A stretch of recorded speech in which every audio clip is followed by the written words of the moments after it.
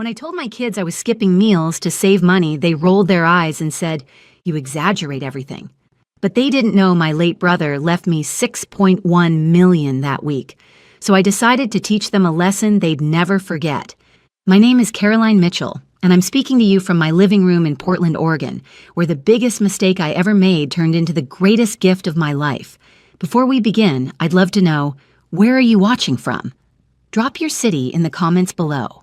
Now, let me take you back to that cold February evening when everything changed. I was 68 years old, working part-time at a library to supplement my modest pension. My husband passed away 4 years earlier, leaving me with a paid-off house but little savings. I'd raised 3 children, Robert, 42, Jessica, 39, and Michael, 36, and I thought I'd done a decent job. They all had successful careers, beautiful homes, and families of their own. What they didn't have was time for their mother. The evening it started, I'd invited all 3 for Sunday dinner. I'd prepared my famous pot roast, the one they'd devoured as children, begging for seconds. But that night, phones stayed glued to hands. Robert answered work emails between bites. Jessica texted her friends about some charity gala. Michael scrolled through social media, barely acknowledging the food on his plate. "Mom, this roast is kind of dry," Jessica said without looking up. I felt the words like a slap. I'd spent my grocery budget for the week on that meal. "I'm sorry, sweetheart. I'm trying to cut costs where I can." Robert snorted. "Here we go again with the Poverty Act." "It's not an act," I said quietly. "Money is tight." Michael finally looked up from his phone. "Mom, you always say that. You have your pension. You have this house. You're fine." "I'm skipping meals," I said, my voice barely above a whisper. The silence that followed wasn't contemplative. It was dismissive. "Oh, Mother," Jessica sighed dramatically. "You exaggerate everything. Remember when you said you couldn't afford new curtains, and then we found out you just spent $300 at the garden center? Those were perennials that will last years." "The point is," Robert interrupted, standing up and grabbing his coat, "you cry wolf constantly. We're tired of it. If you're really struggling, maybe stop spending money on unnecessary things." They left within minutes, barely kissing my cheek goodbye. I stood at the sink, washing dishes, tears mixing with soap bubbles. The pot roast sat largely uneaten on the table. I'd be eating leftovers for days, not that they cared. That night, I couldn't sleep. At 3 in the morning, I sat at my kitchen table, staring at the envelope I'd received 4 days earlier. The law firm's letterhead gleamed in the moonlight. Inside was a letter that had changed everything. My brother Thomas, who'd passed away 3 weeks prior, had left me his entire estate, $6,100,000. Thomas and I hadn't been close in recent years.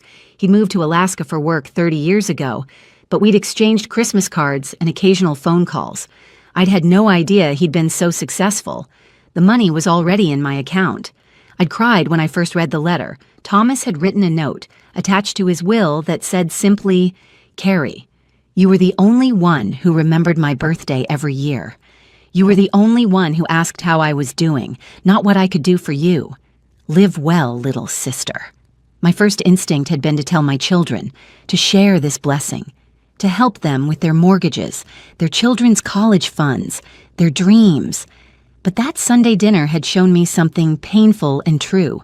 My children saw me as an obligation, not a person, a burden, not their mother. So I made a decision that would either restore our relationship or end it forever. I would pretend to be poorer than ever before. I would become the struggling mother they accused me of pretending to be. And I would watch, carefully, closely, to see if any of them actually cared, if any of them loved me enough to help when they thought I truly had nothing. The next morning, I called Robert first. He answered with his professional voice, the one that meant he was busy. "Mom, I'm heading into a meeting." "I need to ask you something," I said, letting my voice shake slightly. "Could you possibly lend me $500, just until my pension check comes through? I miscalculated my budget this month, and I'm short on my medication costs." The pause felt eternal. "Mom, we just talked about this. You need to budget better. I can't keep enabling your poor financial choices." "I'm not asking you to enable anything. I'm asking my son for help with medication." Look, I'll send you a link to a budgeting app. It's really helpful. I have to go. The line went dead. I sat there, phone in hand, feeling something crack inside my chest. This was my son, who I'd sat up with through countless nightmares, who I'd worked double shifts to afford baseball camp for, who I'd given everything to. I tried Jessica next. Her response was worse. Mother, I love you, but you need to take some personal responsibility. Maybe get a financial advisor. I can recommend mine, but she's quite expensive. Have you thought about selling the house? It's too big for you anyway. Sell the house your father and I built together? Mom, don't be so emotional about everything. It's just a house. A smaller apartment would be better for you at your age anyway. Less maintenance. When I called Michael, he didn't even answer. He texted back, "At the gym. What's up?" When I explained about the medication money, he responded, "Sorry, Mom, tight month for us. New car payments." I'd seen his Instagram that morning. He'd posted photos from an expensive steakhouse the night before. I set my phone down and made myself tea with shaking hands. Then I opened my laptop and began planning. If my children wouldn't help their struggling mother, perhaps they'd show their true colors when they thought she had absolutely nothing left. I called Mrs. Henderson, my neighbor and closest friend, and told her everything. Mrs. Henderson listened without interrupting, her weathered hands wrapped around her coffee cup. When I finished, she was quiet for a long moment. "Caroline," she finally said, "are you sure about this? Testing your children this way. What if they fail?" "Then I'll know the truth," I said simply. "Right now, I'm living in hope that they care. I'd rather live in knowledge, even if it hurts." She nodded slowly. "What do you need from me? Be my witness. And if I waver, remind me why I'm doing this." Over the next week, I set my plan in motion. I started with small things. I stopped my weekly hair salon visits, letting my roots show gray. I began wearing my oldest clothes, fraying at the edges. I returned the few nice items I'd recently purchased. A new winter coat I'd bought on sale, some comfortable shoes that hadn't hurt my arthritic feet. I kept working at the library, but I added extra shifts. When Jessica stopped by unexpectedly one afternoon and saw me there, I told her I'd taken on more hours to make ends meet. "Good for you, Mom," she said, barely looking up from her phone. "Staying active is important at your age." She didn't ask if I was tired, didn't notice the deep circles under my eyes from staying up late, wrestling with what I was doing. I started making comments in passing about how I'd switched to generic medications, about shopping at discount grocers, about keeping my thermostat low to save on heating bills. Each statement was true. I was doing these things despite the millions sitting in my account, but I delivered them with a weariness that wasn't entirely fake, because the truth was, even with money in the bank, I felt poorer than I ever had. Poverty isn't just about bank accounts. It's about being poor in love, poor in consideration, poor in the care of those who should treasure you most. Robert invited me to his daughter's birthday party. I went, bringing a homemade cake instead of the expensive bakery one I'd planned. My granddaughter Emma, turning 12, took one look at my crooked frosting and wrinkled her nose. "Grandma, why didn't you just buy one from Sweet Cakes Bakery like everyone else?" Before I could answer, Robert laughed. "Emma, Grandma's on a tight budget. We should be grateful she made the effort." The condescension in his voice stung worse than Emma's honest disappointment. I was grateful when nobody wanted seconds. I took the remaining cake home and ate a slice that night, tasting only bitterness. Jessica called 2 weeks into my experiment. My heart leaped. Maybe she'd noticed, maybe she cared. "Mom, I need a favor. Can you babysit next Saturday?" "Our regular sitter canceled and we have tickets to the theater." "Of course," I said. "Would you be able to pay me? I've been doing some babysitting for extra money." Her laugh cut me off. "Pay you? Mom, they're your grandchildren. Family doesn't charge family. But family also doesn't let family skip meals," I thought. "Of course not," I said aloud. "What time should I be there?" Saturday came with a spring rain that made my joints ache. I took the bus to Jessica's house in the suburbs. I'd been taking the bus everywhere, selling the story that my car had broken down and repairs were too expensive. It was a 40-minute ride each way. Jessica answered the door in a designer dress I recognized from her Instagram posts. $2,000, the caption had said, on sale. "You look lovely," I said honestly. Thanks, Mom. Kids are upstairs. There's pizza money on the counter. Should be enough for one large. They've already had snacks, so make sure they don't eat too much. We'll be back by 11. She was gone before I could mention I'd have to catch the last bus at 10:30 or wait until morning. I climbed the stairs slowly, my knees protesting. My grandchildren, Sophia, 8, and Lucas, 5, were absorbed in their tablets, sprawled across a playroom that held more toys than I'd owned in my entire childhood. Grandma! Lucas finally noticed me, running over for a hug. This, at least, was pure. They loved me still, these little ones. They hadn't learned yet to measure affection by bank balances. We played games, we built block towers, we ordered pizza, and I used my own money because the $20 Jessica left wouldn't cover it. When bedtime came, I read them stories until my voice grew hoarse. At 10:15, I called Jessica. No answer. I tried the theater. They'd left already. I called again at 10:30. 10:45. 11 came and went. I tucked myself onto their couch, my back screaming in protest. At 1:30 in the morning, I heard the garage door. They stumbled in, laughing, smelling of wine and expensive perfume. "Oh, Mom!" Jessica stopped short. "You're still here." The last bus left at 10:30. I tried to call. Our phones were off during the show, and then we met some friends for drinks. She didn't sound apologetic. "You should have just taken an Uber home. Jessica, I can't afford." "God, Mom, we would have reimbursed you." She sighed, annoyed now, tired and wanting me gone. "David, can you drive her home?" Her husband, swaying slightly, shook his head. "I've had too much to drink, not safe." "I'll call you a cab," Jessica said, pulling out her phone. I rode home in silence, the meter ticking away money Jessica had promised to repay, but never would. When I checked my phone the next morning, there was no message from her, no apology, no thank you, nothing. Mrs. Henderson found me crying in my garden that afternoon. "Maybe it's enough," she said gently. "Maybe you've learned what you needed to know." "Not yet," I said, wiping my eyes. "I need to go deeper. I need to know if there's anything, any circumstance that would make them see me, really see me." "Caroline, be careful. Sometimes when you look into the darkness, you find more than you wanted to see." She was right, of course. But I was already too far in to stop. The test was about to enter its cruelest phase. I want to pause here and ask you something. If you're finding this story compelling, if it's touching something in your heart, please subscribe to this channel. Your support means the world to me, and it helps me keep sharing these true stories. Thank you. Now, where was I? Yes, the cruelest phase. I didn't plan what happened next. Sometimes life writes its own tests. It was a Tuesday morning, 3 weeks into my experiment. I was shelving books in the library's history section when the room started spinning. The ladder I was standing on tilted, or maybe I tilted.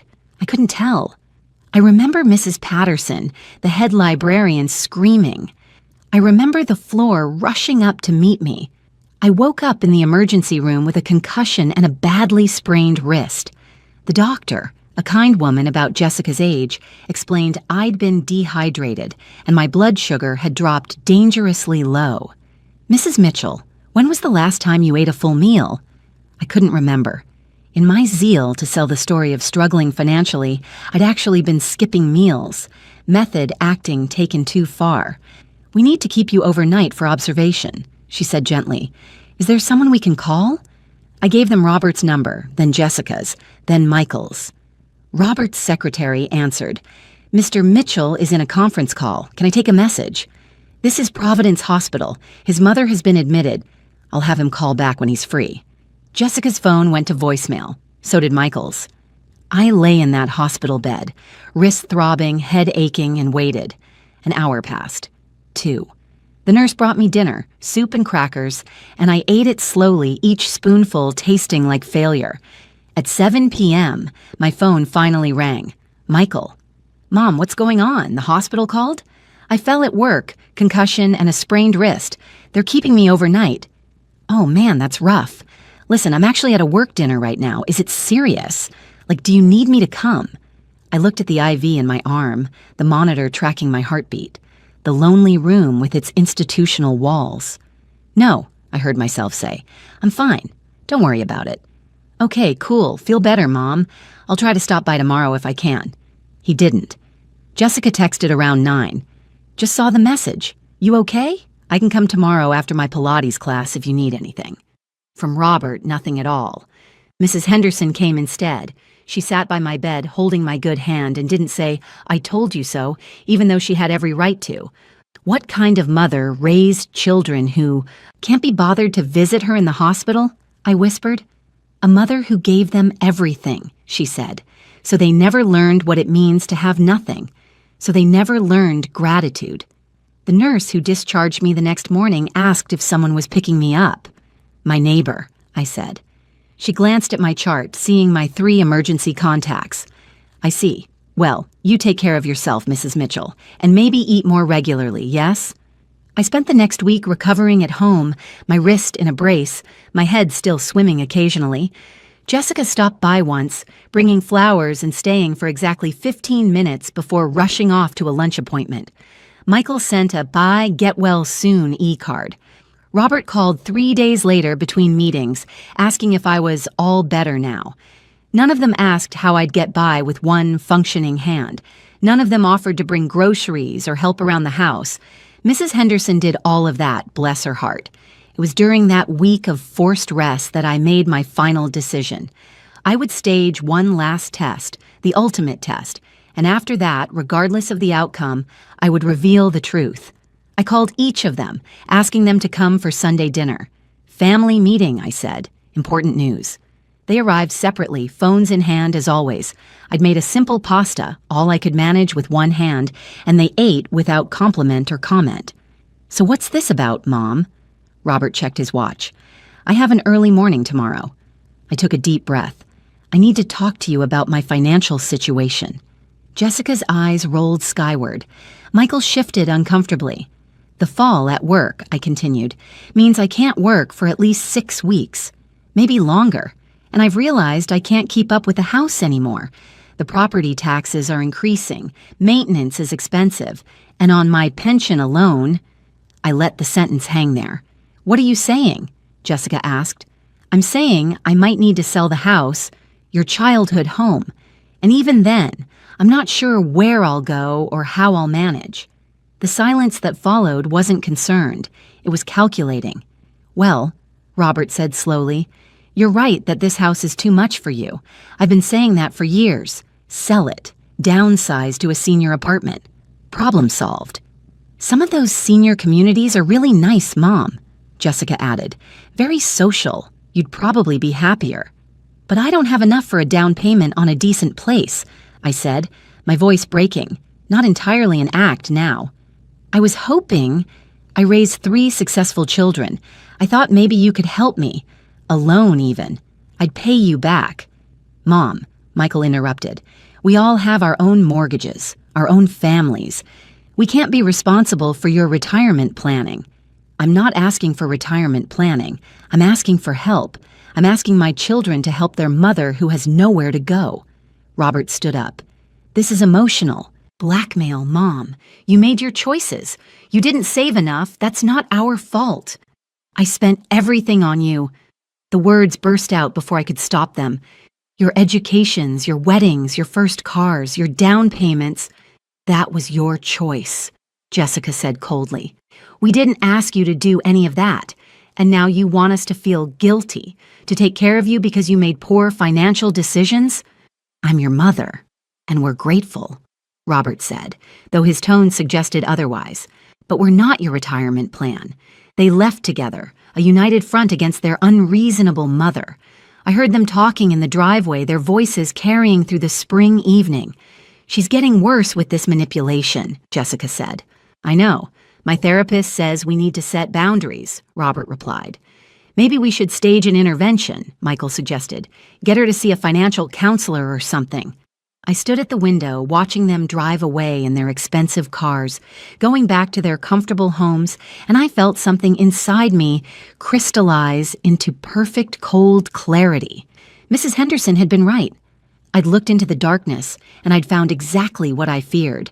My children didn't just fail to love me enough. They resented me. resented my needs, my age, my existence as anything more than a convenient grandmother who appeared when summoned and disappeared when dismissed. I walked to my desk and pulled out the papers from Thomas's attorney, $6,100,000. Money I hadn't earned, hadn't asked for, didn't need, not for survival anyway. But money that could have changed everything had I married people who loved me instead of people who loved what I could do for them. No, that wasn't fair.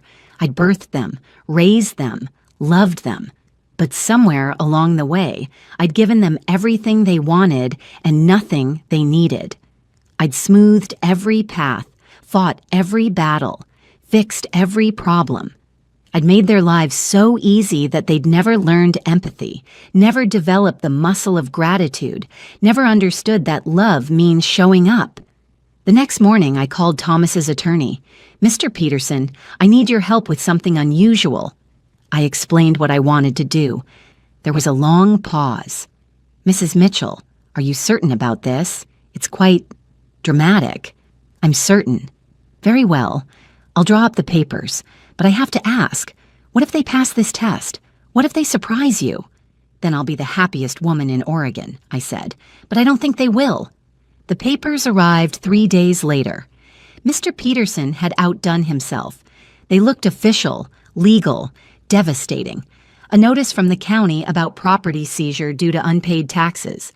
A letter from my pension fund about a clerical error that would reduce my payments by 60%. A past due notice from my mortgage company, despite the house being paid off, threatening foreclosure. All fake. All perfectly crafted to look real. I spread them across my kitchen table and took a photo.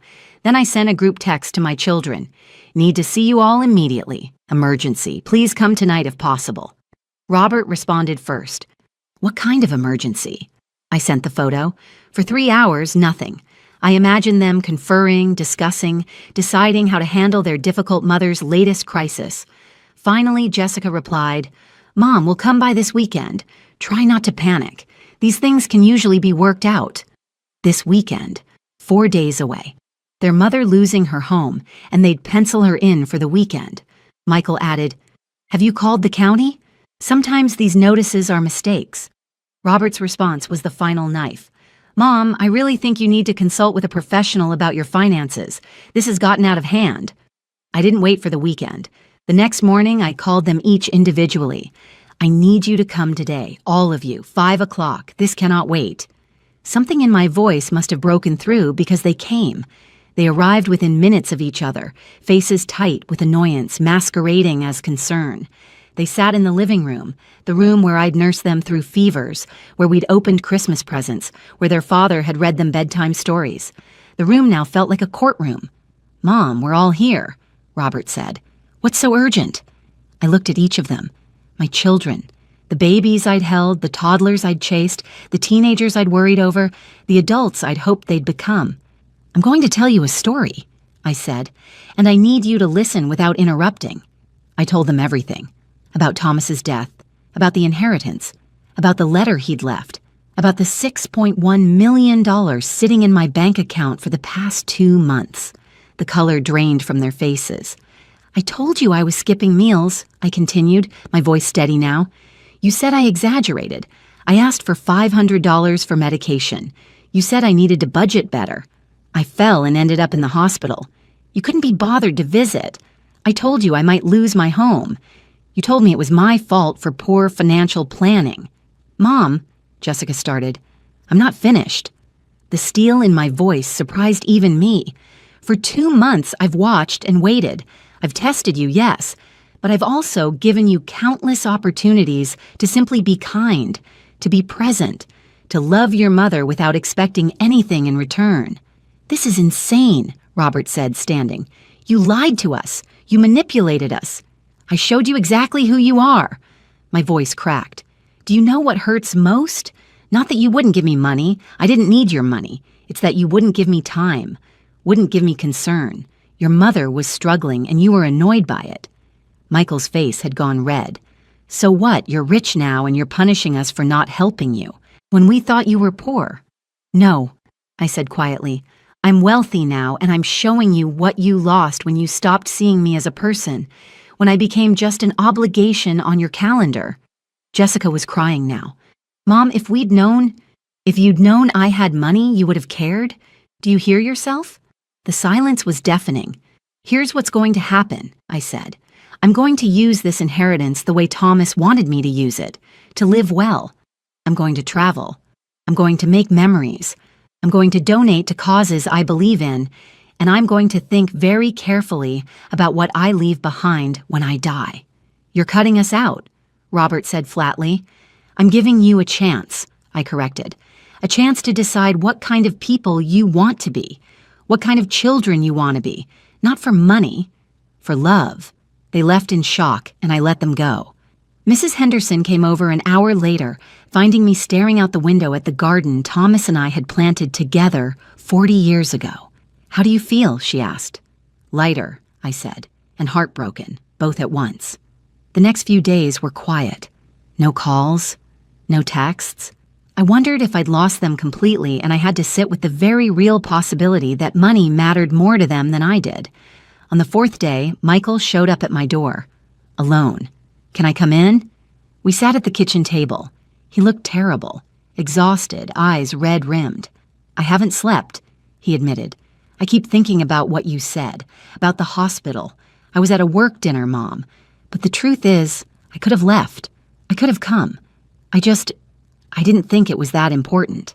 Why wasn't it important? Because you're always okay. You've always been okay. You're Mom. You're the strong one.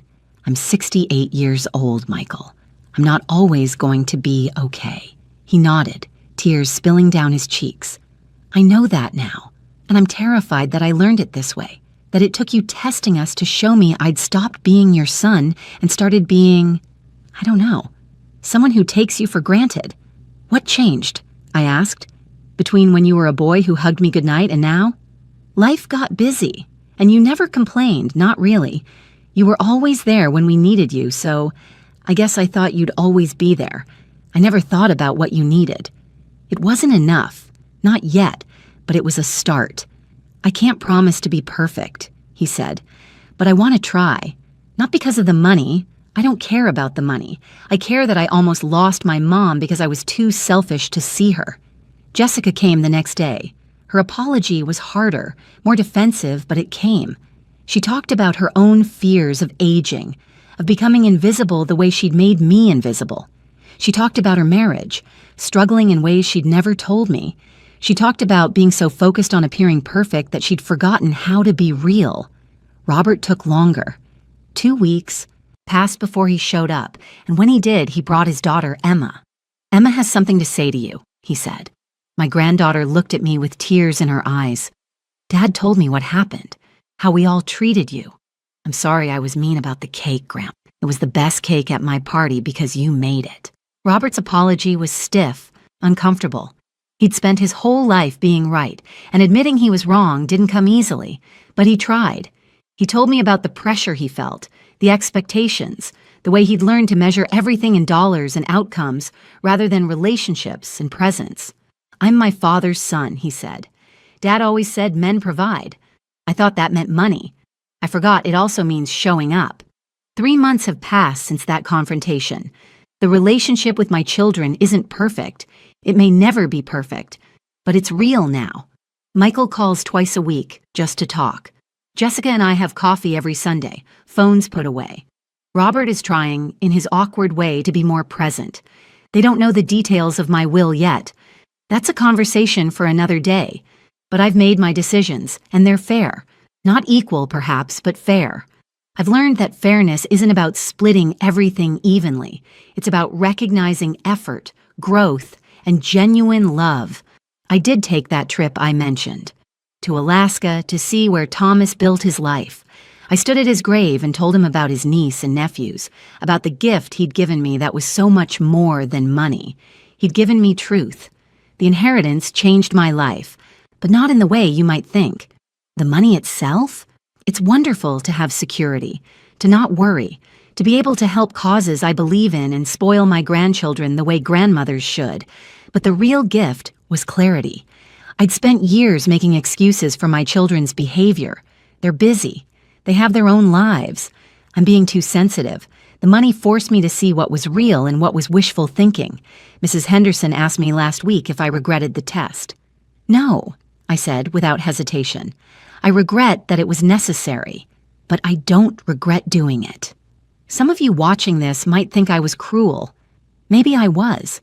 But I've learned that sometimes love means holding up a mirror, even when the reflection is ugly, especially when the reflection is ugly. My children are working to change that reflection. Some days are better than others, but they're trying, and that's what matters.